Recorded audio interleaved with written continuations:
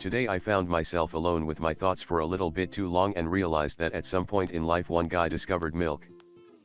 That guy however probably did a lot of other weird shit if he thought milking a cow was a decent way to spend his day. Luckily enough for us, my gang of lovable lunatics never do weird shit.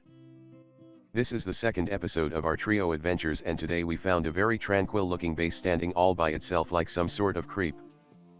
The location is on top of the cliff plat of Ragnarok and the tribe name was Family. Yeah, you heard me right, the tribe was called Family. Needless to say, clearly this was a front hiding Jeffrey Epstein's group of predator friends. Being the wonderful citizens that we are, we promptly started our siege on the base. Jello was so excited to murder pedos he tried soaking with the Fluffosaurus Rex. He was overly ambitious on that one. Next we kite away the mouth-breathing Jeffrey supporters with the help of children's laughter. It proved to be incredibly efficient. Our turret soaking continues and we were making some incredibly quick progress. It almost felt like whomever was responsible to oversee Jeffrey's well-being hadn't been committing to their job as they should.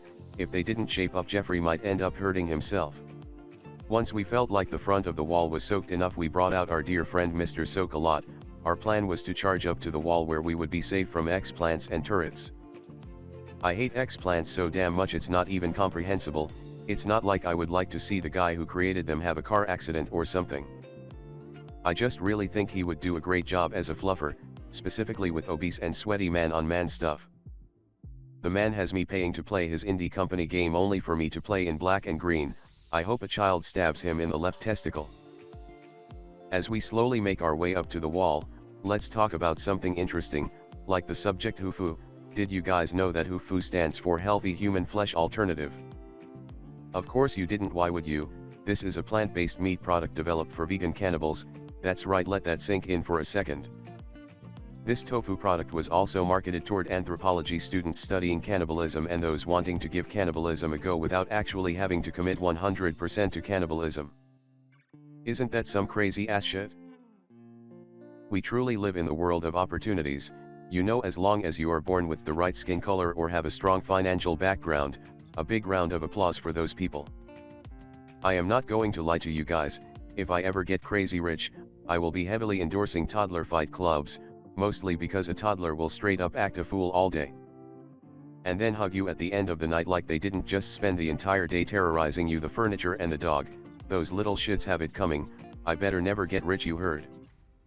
I've got my eye on you, Lisa. Anyway, looks like we finally soaked out most of Jeffrey's little man-on-man love shack, and that means soon we'll finally be able to see some profits. Not that we were doing this for profits, of course. This is all based on protecting the neighborhood.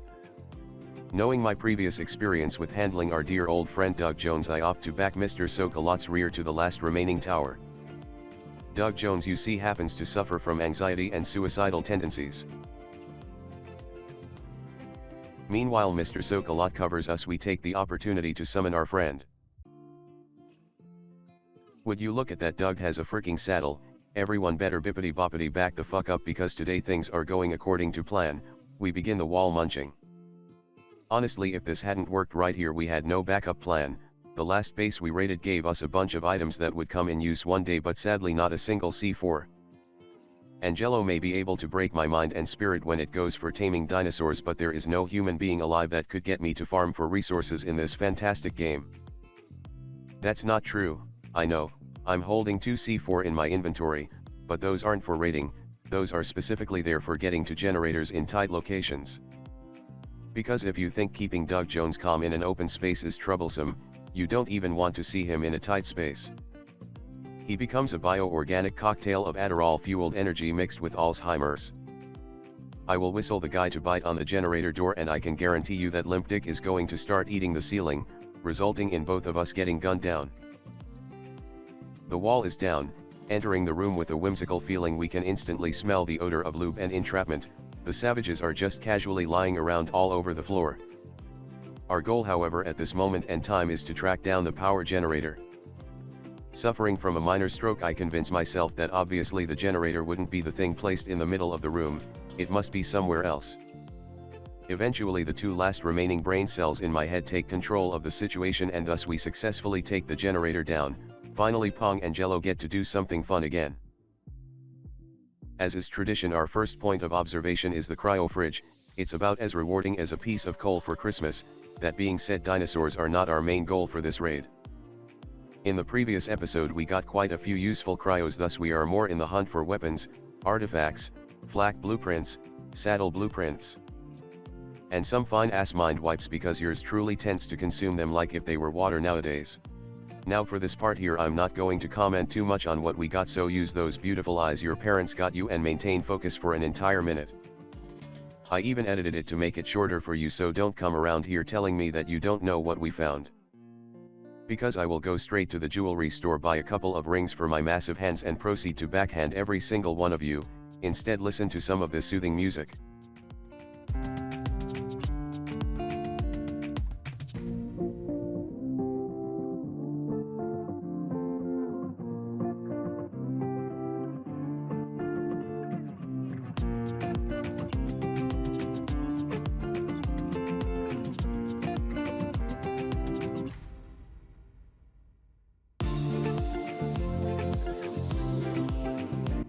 Yeah, you enjoyed it. So one base was down, thus only one remained. Knowing full well that we just raided Jeffrey's main building, this was bound to be his crafting station. For some reason it's quite common to find people covering their crafting stations. Odds are Jeffrey didn't like the open sky, I guess. Or perhaps he didn't like people seeing what him and his orange-looking friends were up to. I may not be a religious man, but I do hope there's an afterlife for that man involving him, Lucifer, and a rough-looking pinecone. From the raided crafting station we got quite a lot of metal. We quickly came to realize that this was going to be the most useful loot we would get if we combined it with our flak blueprints. Thus, me being the responsible adult that I am, I promptly drank yet another mind wipe, rerolled my character into crafter and proceeded to beat the smithy like it owed me money. By the end of it we crafted around 40 sets of flak with quite decent durability. Overall we were happy with the raid. That more or less sums it up for this episode. So far the goal has been mostly based on getting loot and making sure the official arc is safe from creepy people. Honestly, I think we are doing a bang on good job, 10 points to us and so on and so forth. I hope you all enjoyed the episode and I will see you in the next one. Have a good one, lunatics.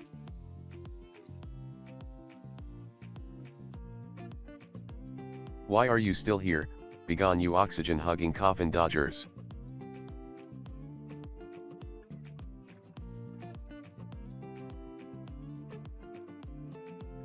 I hope you get pink eye.